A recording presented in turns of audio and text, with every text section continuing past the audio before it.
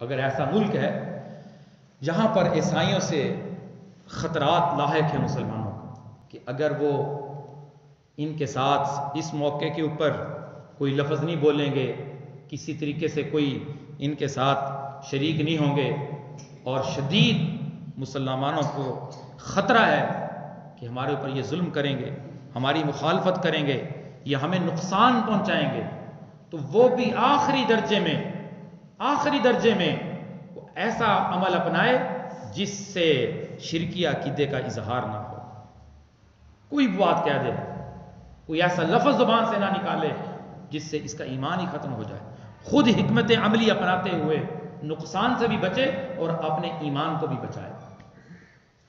یہ اس موقع کے اوپر آج کے دن قرآن اور حدیث کی روشنی میں ایمان والوں کے لیے پیغام ہے، اور اس سے آگے چند دن کے بعد آنے والا ایک اور دن آ رہا ہے جسے نیو ایئر نائٹ کہتے ہیں، کہ نئی رات آ رہی ہے، نئے سال کی ابتدا ہو رہی ہے، اور پوری دنیا میں جشن ہوگا، اور 31 دسمبر کی رات 12 بجنے کا انتظار کریں گے اور خوشیاں منائیں گے اور کیک کاٹیں گے کہ نئے سال کا آغاز ہو رہا ہے، نئے سال کی ابتدا ہو رہی ہے۔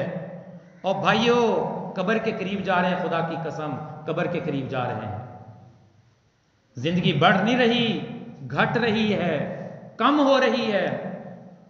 جس کی موت 2030 میں آنی ہے، آپ خود بتائیں وہ قریب ہو رہا ہے یا دور ہو رہا ہے؟ مسلمان سالگرہ بنا رہا ہے، سالگرہ کے کیک کاٹے جا رہے ہیں، اور یہ سالگرہ کا جشن کہاں سے نکلا ہے؟ یہ نئے سال کی رات منانے کا سسٹم کس نے نکالا ہے؟ یہ برطانیہ کے یہودیوں نے اس کو ایک بحری جہاز کے اندر اس کا آغاز کیا تھا۔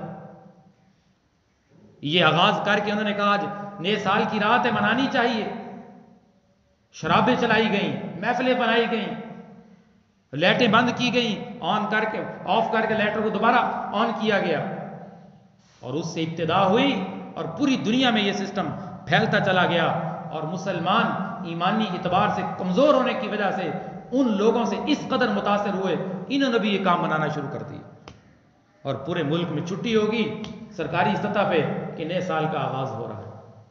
مسلمان کے سال کا آغاز مسلمان کو اسلامی مہینوں کا ہی پتہ نہیں۔ محرم اس لیے یاد ہے کہ وہاں کہتے یہ محرم غام کا مہینہ ہے، اس لیے محرم کا نام یاد ہوگا۔ سفر اس لیے یاد ہوتا ہے، کہتے سفر منحوس مہینہ ہے۔ ربیع الاول اس لیے یاد ہوتا ہے کہ اس میں آپ صلی اللہ علیہ وسلم کی ولادت ہوئی تھی۔ رمضان اس لیے یاد ہوتا ہے کہ روزے آتے، تراویح پڑھی جاتی ہیں۔ یہ 4 مہینے مسلمانوں کو یاد ہوتے ہیں، باقی کسی مسلمان سے پوچھ لیں شاید اسے اسلامی مہینوں کے مکمل نام بھی یاد ہو۔ اسلامی تاریخ سے مسلمان اتنا دور ہو چکا ہے، جبکہ اسلامی تاریخ کو یاد رکھنا فرض کفایہ ہے۔ انگریزی تاریخ یاد ہے، اسلامی تاریخ کا پتہ ہی نہیں کہ آج اسلامی تاریخ کیا ہے۔ ہماری شریعت کے کتنے احکامات قبری تاریخ کے اوپر رکھے گئے، اور اس کا جشن پوری دنیا کے اندر ہوگا، اور مسلمان اس سے متاثر ہو کر کس قدر بے حیائی کے کاموں کو فروغ دیں گے۔ یہ بھی نئے سال کے جشن میں کیک کاٹیں گے، یہ بھی خوشیاں منائیں گے کہ آج جی رات بڑی خوشی کی رات ہے۔ کس طرف جائیں گے؟ یہود اور نصارہ کے طریقوں کو اپنے اوپر مسلط کریں گے۔ ان والدین کے لیے لمحہ فکریہ ہے جن کے بچے، جن کی بچیاں اس رات بے حیائی کو فروغ دیں گے۔ ان کی ذمہ داری ہے کہ اپنے بچوں اور بچیوں کے ایمان کی حفاظت کریں، انہیں حیادار بنائیں۔ یہ نہ ہو کہ ہم ساری زندگی ایمان پر گزارتے رہیں، اسلام پر گزارتے رہیں کہ ہم تو مسلمان ہیں، اور کل کو حشر کن کے ساتھ ہو؟ دوسرے لوگوں کے ساتھ ہمیں کھڑا کیا جائے کہ تم تو نبی کی تعلیمات کو تو پسند نہیں کرتے تھے، تمہیں تو ان کے طور طریقے پسند تھے، ان کے ساتھ تمہارا حشر کر دیتے۔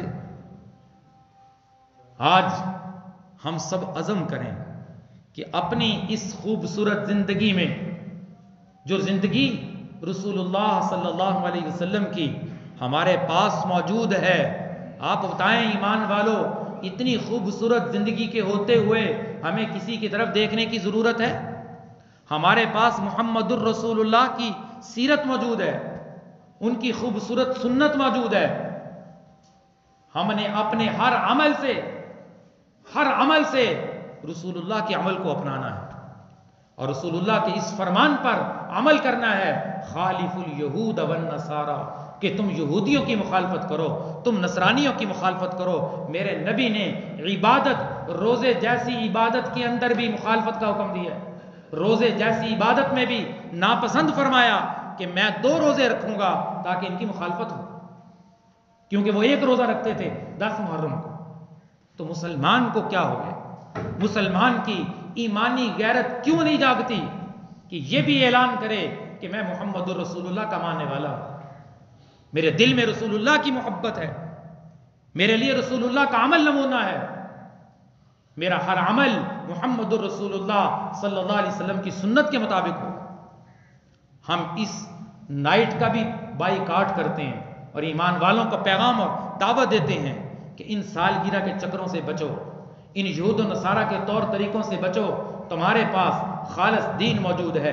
ان الدین عند اللہ الاسلام، اللہ کے نزدیک سب سے معتبر دین کون سا ہے؟ وہ اسلام کا ہے. اور اللہ نے قرآن میں واضح اعلان کیا ہے وَمَن يَبْتَغِي غَيْرَ الْإِسْلَامِ دِينًا فَلَن يُقْبَلَ مِنْهُ، اگر تم اسلام کے علاوہ کسی اور رستے کا انتخاب کرتے ہو فَلَن يُقْبَلَ مِنْهُ، اللہ کے ہاں ہرگز قابل قبول نہیں ہے. اللہ کے ہاں قابل قبول کیا ہے؟ اللہ نے اعلان کر دیا کہ میں نے تمہارے لیے دین اسلام کو پسند کر لیا. الْيَوْمَ أَكْمَلْتُ لَكُمْ دِينَكُمْ وَأَتْمَمْتُ عَلَيْكُمْ نِعْمَتِي وَرَضِيتُ لَكُمُ الْإِسْلَامَ دِينًا، تمہارے اوپر دین مکمل ہو چکا ہے، اب اس میں نہ کمی کی گنجائش ہے نہ اضافے کی گنجائش ہے.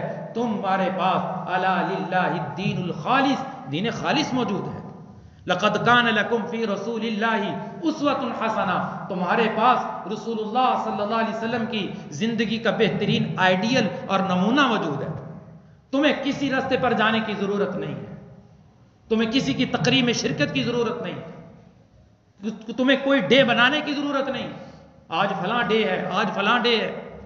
اسلام کی تعلیمات میں ان ڈے کا کوئی خاص مقام نہیں، کوئی اہمیت نہیں کہ کسی کی شخصیت کی وفات پر یا کسی شخصیت کی پیدائش پر دن منایا جائے. رسول اللہ صلی اللہ علیہ وسلم کی زندگی کا 23 سالہ عرصہ گواہ ہے کہ آپ کی 23 سالہ زندگی میں، نبوت ملنے کے بعد، وحی کے آغاز کے بعد 23 سالہ زندگی آپ نے مکہ میں بھی گزاری، مدینہ میں گزاری. وہ پوری 23 سالہ زندگی گواہ ہے. ایمان والوں کے لیے ایک عمل ثابت کریں کہ میرے نبی نے کسی کے یوم پیدائش کو منایا، میرے نبی نے کسی کی یوم وفات کو منایا. یہ سب سے پہلے اگر تصور پیش کیا ہے تمام مذاہب میں، عیسائی مذہب نے یہ تصور پیش کیا ہے کہ عیسیٰ علیہ السلام کی یوم پیدائش کو منایا جائے، اور منا رہے. اور عیسیٰ علیہ السلام کی تعلیمات کی کس قدر خلاف ورزی کرتے ہیں، اور کس قدر اس رات اور اس دن کے اندر کس قدر اللہ کی نافرمانی کرتے ہیں اور اللہ کے عذاب کو دعوت دینے والے کام کرتے ہیں. یقین کریں کہ اللہ کا عذاب قریب آتا ہے. اللہ آسمان سے عذاب کے فیصلے کر لیتا ہے. جب اللہ کا عذاب قریب آتا ہے تو اللہ کے قرآن کے پڑھنے کی آوازیں زمین سے آ رہی ہوتی ہیں. چھوٹے چھوٹے معصوم بچے اللہ کا یہ قرآن پڑھ رہے ہوتے ہیں، عذاب کے فرشتے واپس چلے جاتے ہیں کہ اللہ ہم گئے تھے وہاں تو تیرے قرآن پڑھنے کی آوازیں آ رہی تھیں. یہ مدارس، یہ مساجد، یہ قرآن پڑھنے والے بچے، یہ عذاب الہی سے حفاظت کا ذریعہ ہے. یہ اللہ کا قرآن اس قدر طاقت رکھتا ہے کہ اس نے گناہ کر کر کے لوگوں نے جو اپنے اوپر عذاب کو مقدر کر لیا ہے، یہ اللہ کا قرآن اس عذاب کو روکے ہوئے. کسی نے کیا خوبصورت بات کہی کہ آخر کوئی جرم تو تھا کہ سب نے نقاب پہن لیے. مجرم جرم کرنے کے بعد نقاب پہنتا کہ نہیں پہنتا، منہ چھپاتا کہ نہیں چھپاتا؟ سب دنیا کے لوگوں نے منہ چھپا لیے. کوئی جرم تو کیا ہے، کوئی اللہ کو ناراض تو کیا ہے کہ سب کے منہ پہ ماسک آ گئے ہیں، سب منہ چھپائے پھر رہے. ہمیں ضرورت ہے کہ ہم اجتماعی طور پہ اللہ سے توبہ کریں، استغفار کریں کہ یا اللہ ہم سے جو گناہ ہو گیا ہے ہم معافی مانگتے ہیں. یہ عذاب ایمان والوں سے ہٹا کر ان وباؤں کو ایمان والوں سے ہٹا کر کفار کی بستیوں میں بھیج دے، اپنے دشمنوں کی بستیوں میں بھیج دے، ایمان والوں کی ہر قسم کی وبا اور مرض سے حفاظت فرما۔ ہم اللہ کے ہاں توبہ اور استغفار کرتے ہیں، اور اہل یہود اور عیسائیوں اور نصرانیوں کی ہر تقریب کا بائیکاٹ کرتے ہیں، اور ان کی حوصلہ شکنی کرتے ہیں، اور ان کی ہر طور طریقے کی مخالفت کرتے ہیں، اور مخالفت کریں گے۔ ہم رسول اللہ کی سنت کو مضبوطی سے پکڑیں گے۔ میرے نبی نے فرمایا تھا، ایمان والو میں تمہیں دو چیزیں دے کے جا رہا ہوں، ایک کتاب اللہ کو پکڑ لینا اور دوسرے ہاتھ سے میرے نبی کی سنت کو پکڑ لینا۔ جب تمہارے ایک ہاتھ میں قرآن ہوگا اور ایک ہاتھ میں رسول اللہ کی سنت ہوگی، تم کبھی گمراہ نہیں ہو سکو گے، تم جنت کے راستے پر ہو، تم ہدایت کے راستے پر ہو، اللہ تمہیں جنت عطا فرمائے۔ اللہ ہمیں ان باتوں کی حقیقت اور سمجھ نصیب فرما دے۔ وآخر دعوانا الحمدللہ رب العالمین۔